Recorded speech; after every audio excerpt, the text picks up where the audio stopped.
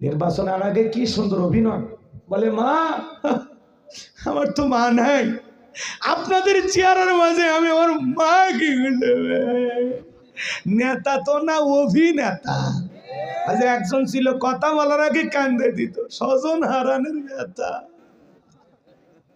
অভিনয় কম করো প্রিয়, পাবলিক বুঝে গেছে যে এখন নেতারা অভিনয় জানে। কথা কম, আগামীতে চিন্তা ভাবনা করে কাজ করবেন। সৎ, যোগ্য, ভালো, নির্ভীক, আল্লাহওয়ালা, নামাজি এমন মানুষকে সমাজের নেতা বানাবেন, যাদের কাছে আমানতের খেয়ানত হবে। কি কথা ক্লিয়ার না ভেজাল আছে? ইল্লাকা তাকবীর, ফাসল্লি লিরাব্বিকা ওয়ানহার, রবের উদ্দেশ্যে সালাত আদায় করা লাগবে। লোক দেখানো নামাজ পড়লে হবে না, নেতা খালি নির্বাচনের আগে নামাজ পড়লে হবে না। নির্বাচনের আগে যে কায়দায় মার্কা থাকে, যে কয়দিন এলাকায় আনাগোনা করে, বাকি 5 বছর যদি এইভাবে এলাকায় আসা যাওয়া করতো, নেতার ভোট চাওয়া লাগতো না। কিন্তু নির্বাচনের সময় অলি গলি ঘরে পাস করার পরে এখন নেতার সাথে যাই যায় তাই চেপে ধরে, ভিক্ষুক হোক, ফকির হোক, মিসকিন হোক, কোনো সমস্যা নেই। কিন্তু যখন নির্বাচিত হয় কোটটাই পরে ঘুরবি, তখন যদি খালি যান টাচ করবে, খালি দেখেন এই ছোট লোক, তুমি জানো এটা গুলশান থেকে কেনা, উত্তরা থেকে কেনা, বসুন্ধরা মার্কেট থেকে কেনা, এই ছোট লোক আমাকে টাচ করলি কেন? আর এখন ওই ছোট লোকের সাথেই মিল দিয়েছে, কিন্তু পাস করার পরে পাল্টি দেয়, জনগণ কার চিনি না। এখন না দাওয়াত না দিলেও নেতা এসে বসে থাকবে, কিন্তু নির্বাচিত হওয়ার পরে দাওয়াত দিয়েও খোঁজা পানে। কে কই সিঙ্গাপুরে আছে, লন্ডনে আছে, আফ্রিকার জঙ্গলত গেছে, কথা কয় নাকি? এক এক দেশ ঘুরতে ঘুরতে নেতার 5 বছর দেশ বিদেশ ঘুরতেই শেষ, মানে আপনার এলাকাতে আসার সুযোগই পাই। ওই জন্য নির্বাচনের আগে এসে আরেকবার অভিনয় করে, ভাইয়েরা আমাকে ভোট দিয়েছেন কিন্তু আমি আসতে পারিনি,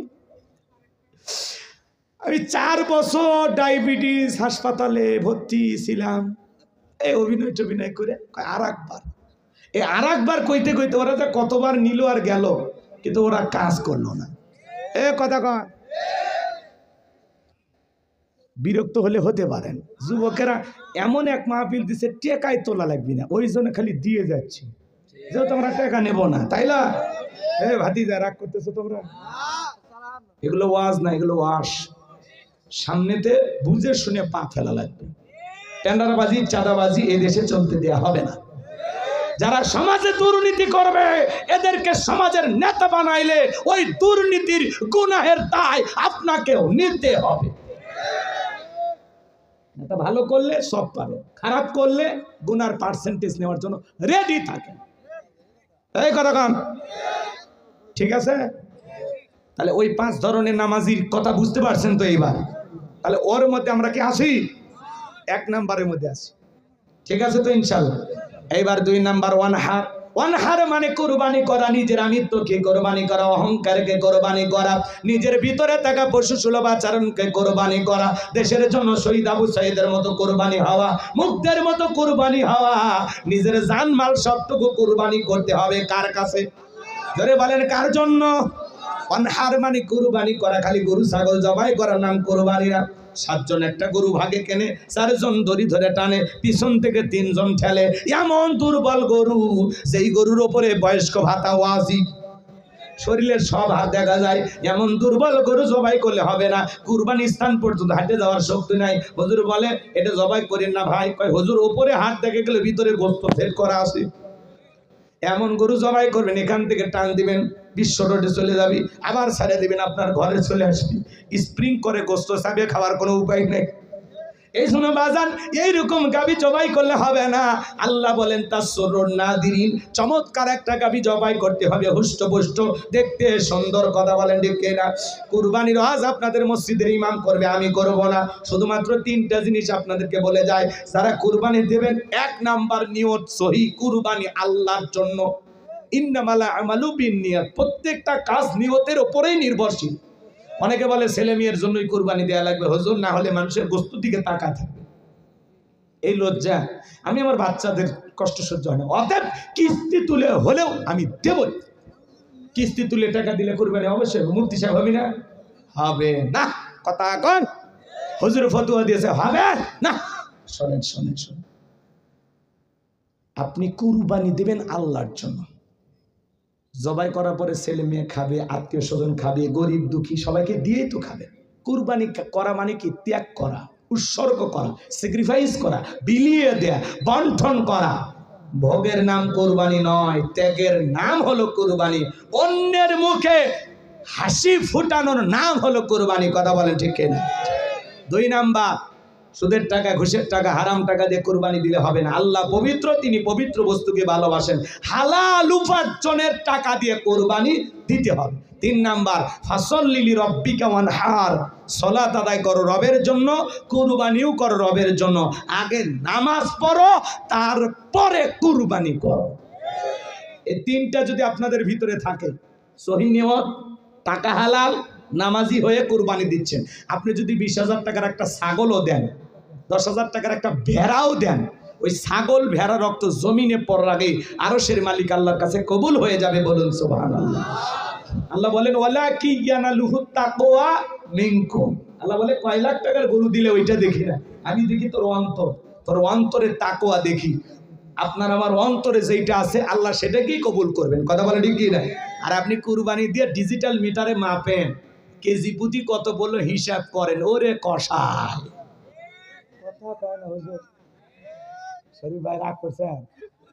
এগুলো আজকে আপনারা শোনেন নাকি? খারাপ লাগে? কুরবানি আল্লাহর জন্য 1000 টাকা কেজি পড়লো না 600 টাকা পড়লো, খবরদার ভাগ দিয়ে দেখবেন, মনে জান থাকে, আল্লাহ কবুল করেন। জোরে বলেন আমিন। 3 নাম্বার আয়াত, আমার আল্লাহ বলেন ইন্না শানিয়াকা হুয়াল আবতার। আল্লাহু আকবার। আমার আল্লাহ ডেকে বলে নবী গো, যারা আপনাকে লেস কাটারির বংশ বলে, আপনি মন খারাপ করবেন না। ওই আবুল হাবুদ বাদশাহী বাবাদের বংশে বাতি জ্বালানোর কেউ থাকবে না। নবী গো, আপনার ছেলে সন্তানগুলোকে আমি আল্লাহ পাক শিশুকালে নিয়েছি, এই জন্য মনের মধ্যে কষ্ট নেবেন না। এই পৃথিবীর জমিনে আপনাকে মহাব্বত করা, আপনাকে ভালোবাসার কোটি কোটি রূহানি সন্তান আমি আল্লাহ পাঠাবো, যারা আপনার জন্য জীবন দিতে প্রস্তুত থাকবে। বলুন আল্লাহু আকবার। নবীজির অপমানে যদি না কাঁদে তোমার মন, মুসলিম নয় তুমি মুনাফিক, নবীজির দুশমন। পুরো পৃথিবীতে 700 কোটির উপরে মানুষ, এর মধ্যে 200 কোটিরও বেশি মুসলমান। আমরা হলাম সবাই নবীজির রূহানি সন্তান। আল্লাহু আকবার বলেন। ফ্রান্সের জালেমেরা নবীজির কার্টুন প্রদর্শন করে, নাকটা ব্যাকা করে দিয়া মুখে কয়েকটা দাড়ি লাগা, বলে ইনি মুহাম্মদ। জোরে কর নাউজুবিল্লাহ।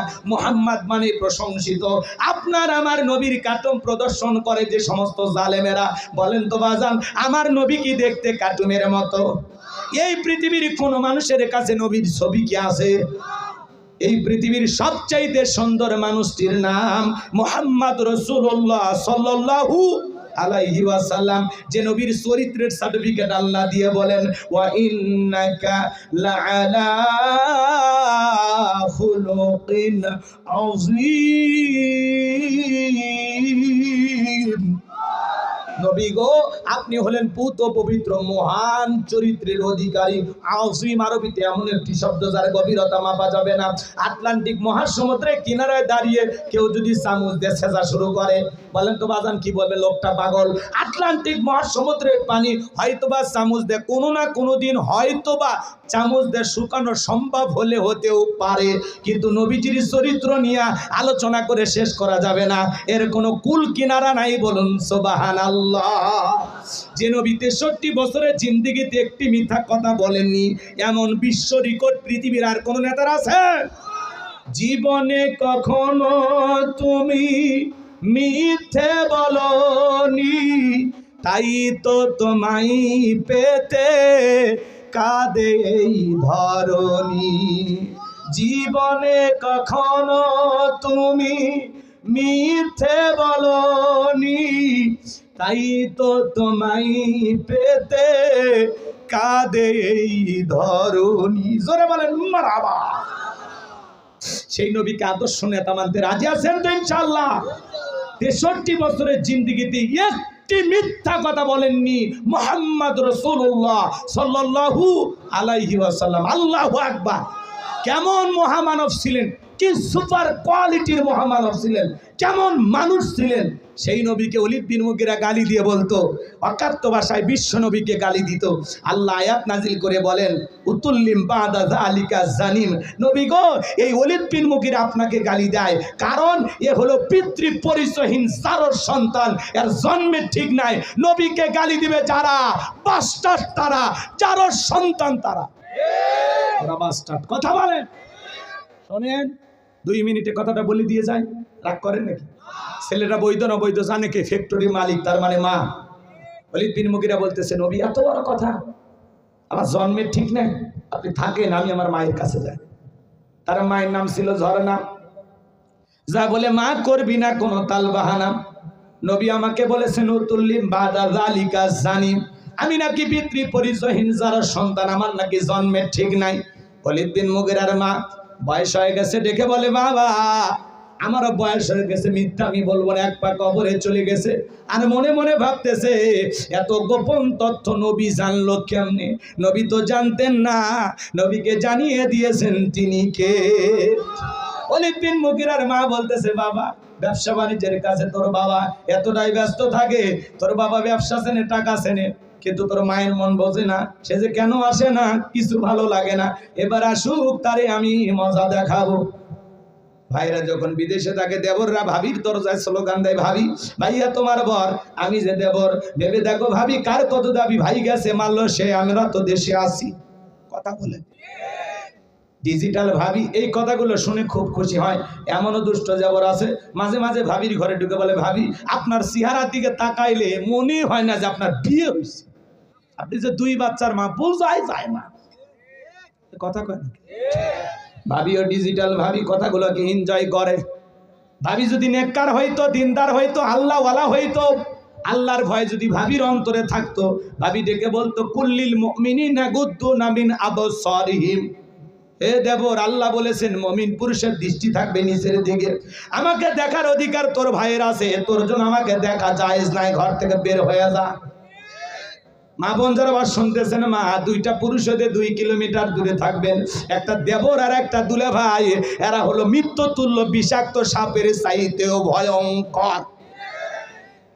এই সমাজ শেষ হয়ে গেছে। এই 2টা পুরুষের দ্বারা মা বোনেরা অনেক নির্যাতনের শিকার হয়, কিন্তু কাউরে প্রকাশ করতে পারে না। মাঝে মাঝে দেখেন না, দেবরকে নিয়ে ভাবি উধাও, দুলা ভাইয়ের সাথে শালি ভাইকে গেছে, নেটওয়ার্ক খুঁজে পাওয়া যাচ্ছে না, আছে না নাই? এই সমাজকে সবচাইতে বড় গ্রাস করছে এই মোবাইল। এই মোবাইলের ওজন কম, কিন্তু মোবাইলের মাধ্যমে পাপের ওজনটা অনেক বেশি। হাতে হাতে মোবাইল, হাতে হাতে গুনাহ। কথা বলে, রাতের আধারে দরজা লাগাইয়া একা একা কম্বলের ভিতরে, ল্যাপের ভিতরে মা যখন নক করে দরজা, রুবেলাই ভিতরে এখন আলো চলে, বাংলাদেশের স্বাধীনতার যুদ্ধ পদ্মা সেতু করতে পড়ার ভান করে। যখন মা চলে যায়, আবারও মোবাইল, অনলাইনে ফ্রি ফায়ার, পাবজি, সাসাসি, অনলাইনে জুয়া, এ সমাজকে ধ্বংস করে দিছে। ইয়াবা আসক্ত। কথা বলে না কেন? আপনাদের এলাকার ছেলেরা ভালো, এরা ইয়াবা খায় না, এরা শরবত খায়। এলাকায় নেশা করে, অভাব নাই। একটা সন্তান যদি নেশা করে, ওর পরিবারকে ধ্বংস করে দেয়। কথা বলেন, নেশা দ্রব্য করো না বাবা, শরাব পান করো না, মদে আবার ফেন্সিডিল, গাঁজা, মদ এগুলো খাইও না, এগুলো মাতলামি করো না। আল্লাহ যেন যুব সমাজকে হেদায়েত দান করে। যেই মুখে মা, সেই মুখে মাদক তোলা যাবে না, মাদককে না বলুন। আল্লাহ যেন যুব সমাজকে হেদায়েত দান করেন। জোরে বলেন আমি। শোনেন, শেষ কথাগুলো বলে দিয়েছে। খারাপ লাগে? দোয়ার দিকে গেলে ভালো হয়। ওর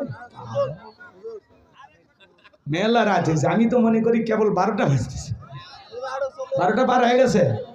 তাকবীর দা লিল্লাহ তাকবীর। তাহলে যুব সমাজকে কি নষ্ট করছে? মোবাইল। কি নষ্ট করছে? আমি কি বলবো? রাগ করবেন না।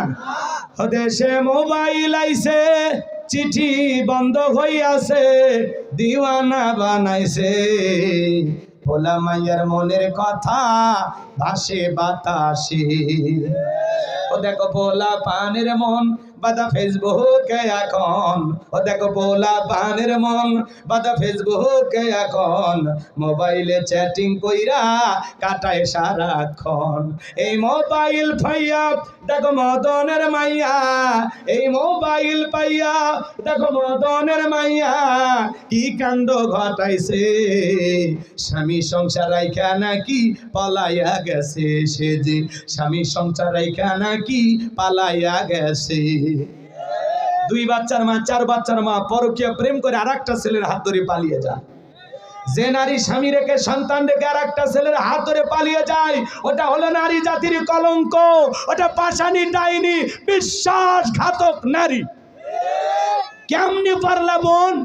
ও মা, তুমি কেমনে পারলা তোমার স্বামী রাইকে আর সন্তান রাইকে আরেকটা ছেলের হাত ধরতে? কেমনে পারলা? আমার স্বামী খারাপ? এই মহিলা, তোমার স্বামী কি ফিরাউনের চাইতে খারাপ? কয়টা স্বামীর সংসার করেছ? বিয়ের আগে সবাই মিষ্টি মিষ্টি কথা বলে, বিয়ের পরে টের পাবে 3 মাসে আসল রূপ বের হয়ে আসবে। ধৈর্য নিয়ে সংসার করতে হয়। বেশি জেদ রাগ ক্ষোভ নারীকে ধ্বংস করে দেয়।